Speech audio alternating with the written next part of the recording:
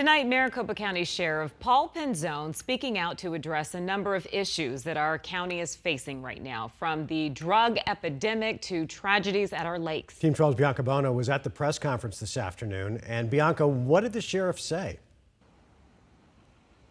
Well, guys, the sheriff spent a lot of time talking about the issue of drugs making their way into our jails and the many steps that he and his team are taking to try to combat that. But one of the real challenges this department is facing comes down to staffing shortages. And guys, the numbers are pretty shocking. Sheriff Penzone says there are about 2,700 positions within their jail system.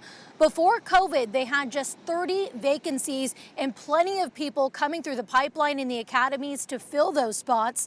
Now they have around 600 vacancies. This comes despite the $2 to $3 million they've been spending on recruitment and rebranding efforts, trying to incentivize people to work for MCSO. The sheriff says they've also had salaries increase by an average of 30% for every MCSO employee over the past few years to try to stay competitive, but even that has not worked. Take a listen.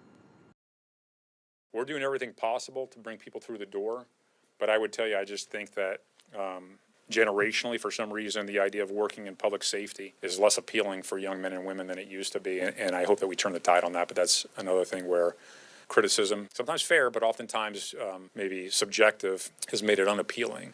And we can't have safe streets if we don't have a robust, law enforcement agency.